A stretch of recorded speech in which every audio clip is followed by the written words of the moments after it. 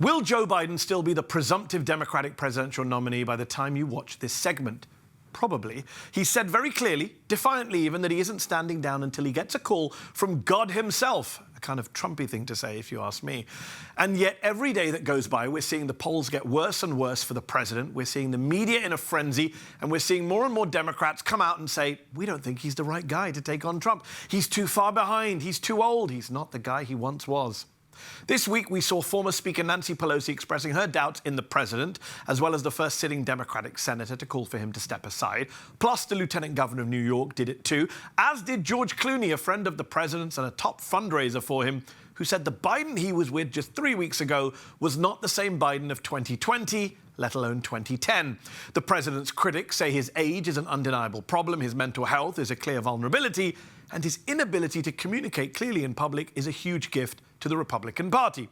His supporters say it's too late in the game to change candidates, that Biden won the Democratic primaries fair and square, and of course he won the 2020 election against Trump, and that his CNN debate performance was just one bad night. So what should the Democratic Party do? Try and force Joe to stand aside or not?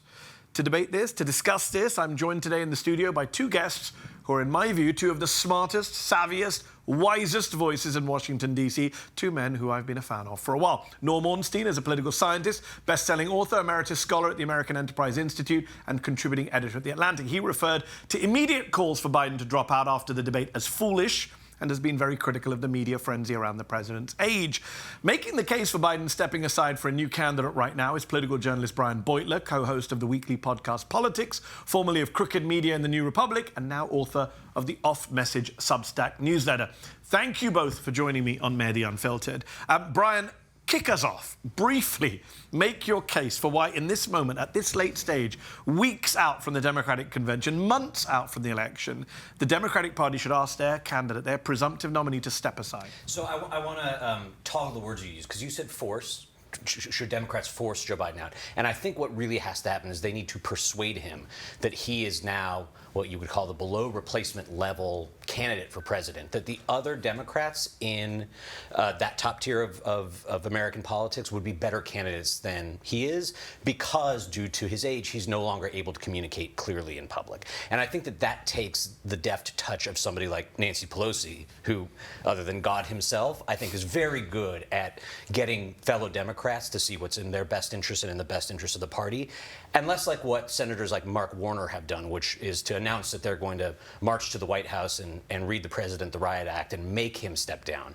If Biden does this on his own, then I think you have you don't run into any legitimacy problems. You don't run into any of you can circumvent the critique that his supporters are making that the Democratic primary base already decided this, and then he can pass the torch to another candidate who can prosecute the case. That's a process issue. Yes. But why should he step aside? Because he can't communicate extemporaneously in public clearly anymore. Norm, do you agree with any of that, some of that, all of that, none of that? You know, I'm of two minds, I have to say, about this. I will say, just to start, Mehdi, that there was not a Trumpy thing that Biden said. Trump would have said, both Corinthians have to convince me. That aside, let me just address the communications part. This was a tweet from yesterday. I'm a speech pathologist, with pictures of Biden at the debate. What you see here is not dementia, it is stuttering.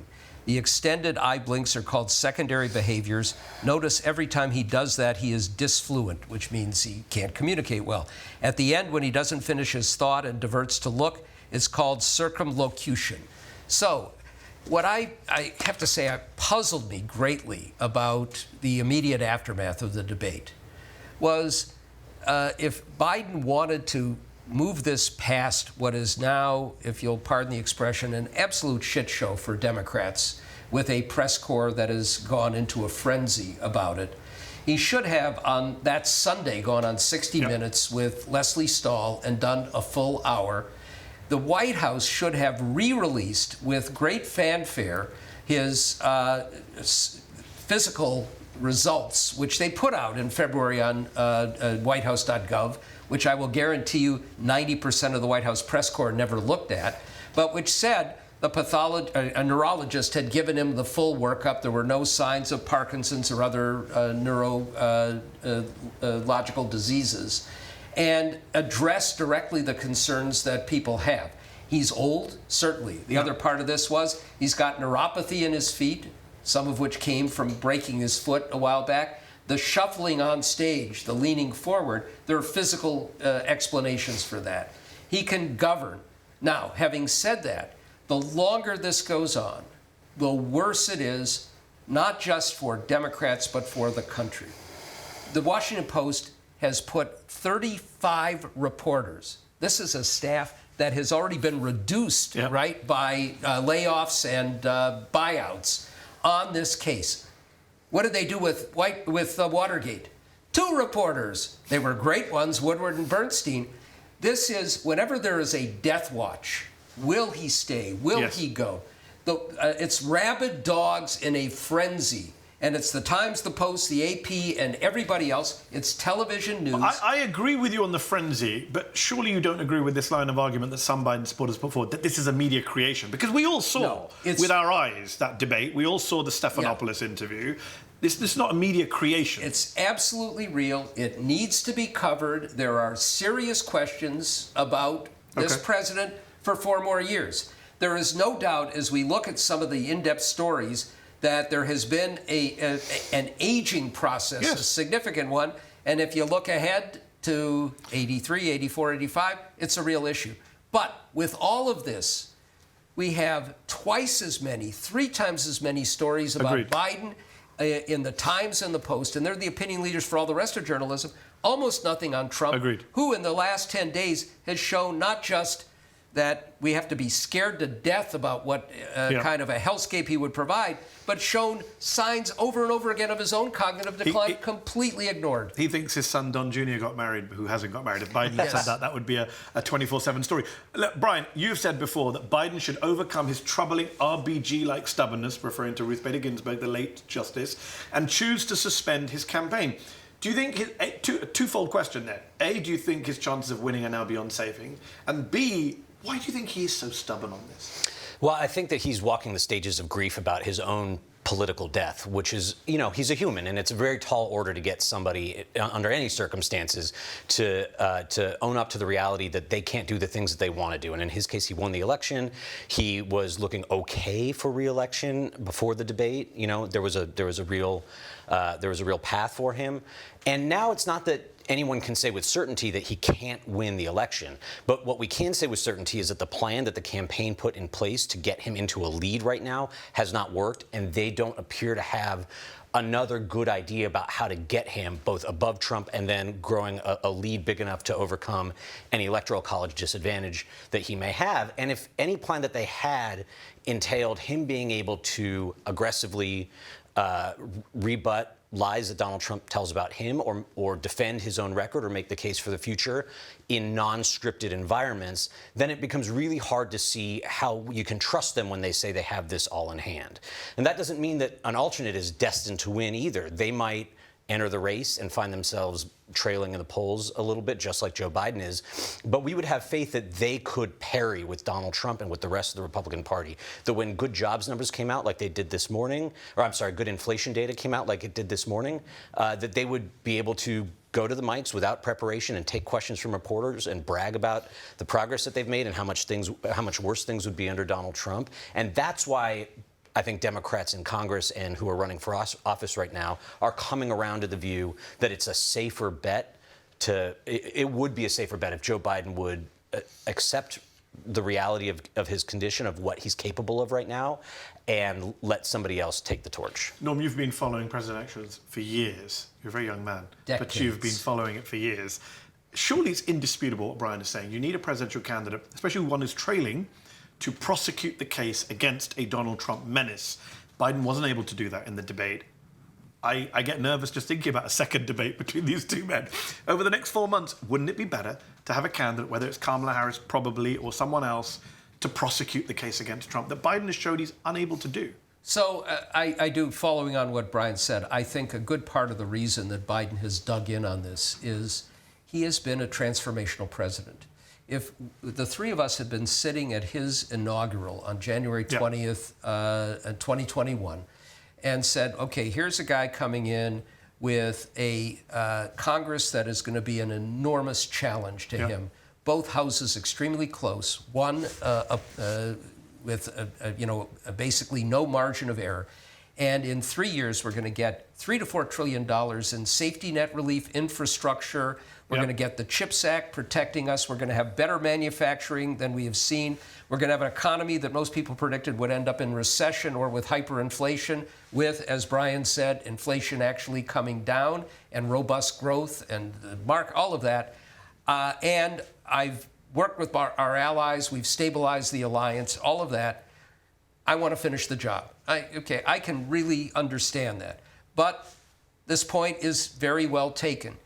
There are two ways in which this election is framed. One is it's about Biden, his policies, and his ability to govern. And a lot of people don't like where we are. They think inflation has been really hurting them, interest rates hurting them. They don't understand or recognize what he's done. And now we've got this set of issues about age and competence.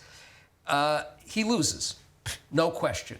The second is this about integrity, decency, democracy? And if that's the frame of the election, Joe Biden wins, even with these third-party candidates who will chip away at him. However, and he's, I'm sure, looking back... But you mentioned democracy. We all agree, I think, around this table, I think in the White House... It's existential. That it's existential. Although there's now reporting coming out that some Democrats in private say we don't think it's existential. But let's park that for a moment. How did you feel about Biden telling George Stephanopoulos that if he loses to Trump, quote, I'll feel as long as I gave it my all, that's what this is about? That's not what this is about. What an insane thing to say. And I saw a very powerful tweet that said, after I lose my job, after I find out that my marriage is invalid and they take away my IVF and ability to have any children, I will say, gee, it's so nice that you think you gave your all. That was, for our friend E.J. Dionne, who didn't want to take this position, that was and it feels like you're reluctantly coming to this position as someone. Well, I think that response was bad. We're going to see what happens a little bit further down the road. Having said all of that, remember, and Ron Klain did an interview with Greg Sargent at the New Republic, acknowledging Biden's difficult political position, saying that there's a path ahead. I remember when John Kerry was 18 points up in 2004 and lost. There's a path there. We do not know, because we're not there yet, when we have another candidate, what happens? It'll have to be Kamala Harris. They have no time to find something else. And to have a convention that would have journalists and others drooling that goes to multiple ballots. But we don't know. The guns will be out for her. It's not clear. Having said that, there's no doubt that somebody else is going to be able to prosecute the case against Trump a little bit better. Before we come to Kamala Harris, Brian, why are Democrats busily briefing reporters in private that they don't think Joe Biden can win, and then publicly saying they back him, he's the candidate? What is going on here? Has the Democratic Party under Biden turned into the Republican Party under Trump? I think that there's some complicating factors that distinguish how Democrats are acting under Biden from how Republicans would be acting, tables turned under Donald Trump. Republicans would say that if Donald Trump gave the debate performance that Joe Biden gave, that it was the best debate performance they'd ever seen, that he won the debate hands down, and there wouldn't have been a feeding frenzy to get him out of the race on account of cognitive issues, because they would have just denied that anything was amiss. I think two things. One is that Democrats are very uncertain. They're very data-driven. They want to see what focus groups and poll results say before they come to any conclusion about what the best path forward is. And so we've been waiting these past 2 weeks, essentially, for the picture to become clear enough for them to know what to say. And then complicating matters further is there was a NATO summit in Washington, D.C. this week, and many Democrats, including Nancy Pelosi, I believe, openly said, let's let the president get through this. We shouldn't have the president announce that he's a lame duck before the allies get here, and he's trying to hold them together. They need to have some pretense under which he's in the presidency, running for re-election, and what he says you can take to the bank. It's interesting you mentioned lame duck. If he stands down as candidate, if he decides to change his mind, and right now there's no indications that he wants to change his mind, does he have to stand down as president as well? And does it have to be Kamala Harris? Both, obviously, legally, constitutionally, she has to take over the presidency, but does she have to be the nominee, or is there a path for anyone else? So I think that those are two different questions. So Whether Joe Biden should not be president anymore, I think, is a question that's ultimately medical. And yes, he was assessed, 6 months ago? But he is 81, and I do think it would be valuable to know if the diagnosis still stands back in February is still accurate. If it's really just that he's lost his extemporaneous speaking capacity, then I don't think that there's any reason he couldn't serve out his term. If we were to find out that he had Parkinson's disease or any other debilitating condition that called into question his ability to be president, obviously Kamala Harris would become president. But I think that at least as far as the rules and laws are concerned, the question of who would succeed him on a ticket remains technically open. That being said, that under any circumstance under which Biden isn't running for president, I agree with Norm, it's almost certainly going to be Kamala Harris who takes his place, even though, in theory, there could be a contested convention and a completely new ticket could emerge that way. Norm, do you agree with that? So, the problem with a lame duck president generally is that you have a party deeply divided, everybody's got knives out for everybody else. And that's not the case now, that you can't get anything done in Congress because they'll wait for the next person. Nothing's going to happen otherwise. He is, I think, fully capable of finishing out his term. And one other point, which is, I do not want Mike Johnson, the Speaker of the House, next in line for the presidency with Kamala Harris there. It will be Kamala Harris if there is an alternative, because they can't afford to have anything else going on with a nomination process that will extend into the fall and will, again, completely take attention away from the reality of this existential threat to our fundamental way of life. And on that existential threat, it's funny because, Norm, you spend a lot of time online, as do I. Yes. You and I first met on Twitter, not Brian. We all spend a lot of time, too much time online.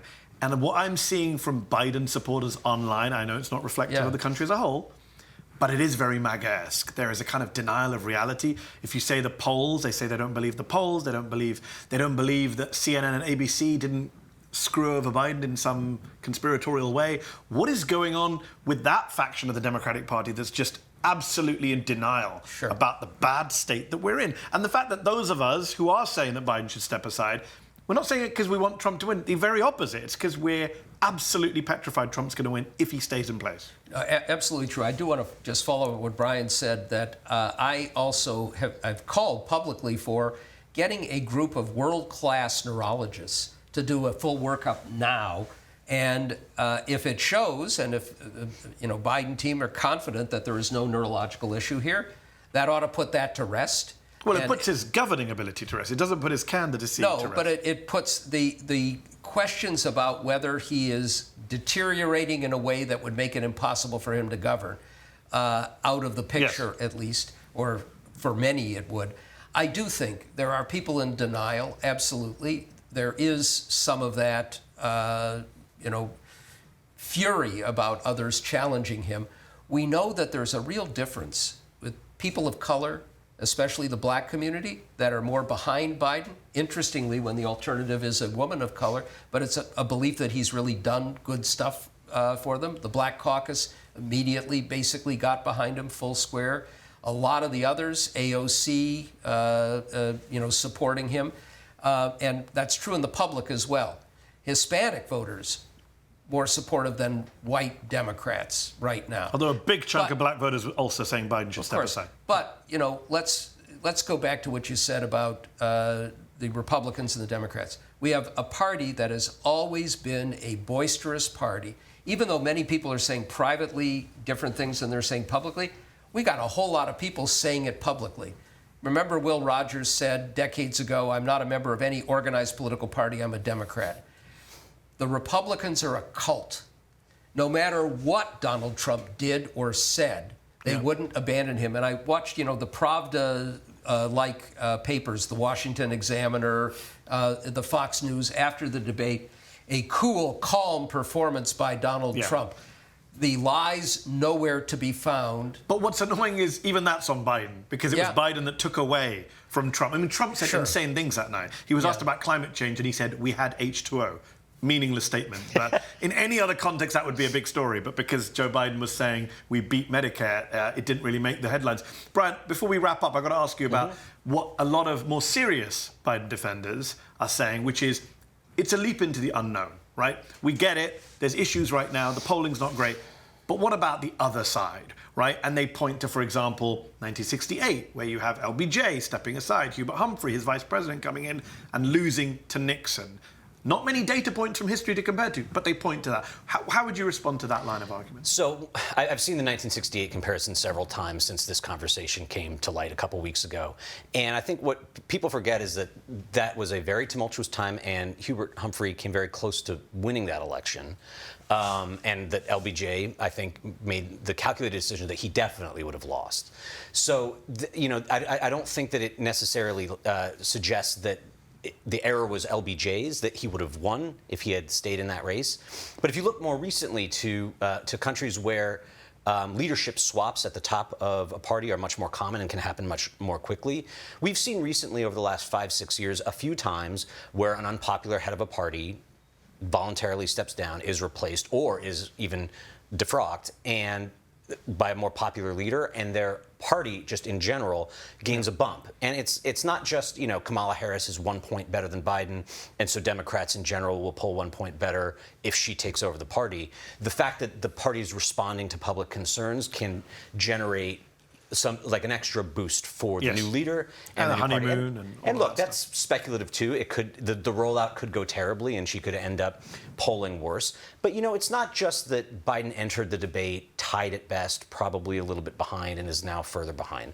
I think you have to reflect on the last 3 years and what public opinion says about how voters conceive of Biden and Trump. You have to rethink it in light of what we saw on Thursday. Joe Biden has had this very successful presidency on the merits. But if you ask voters, they think the economy is terrible. Yes. They have decided that Donald Trump was a much better president than they remember. Donald Trump has been able to rehabilitate himself in the public imagination.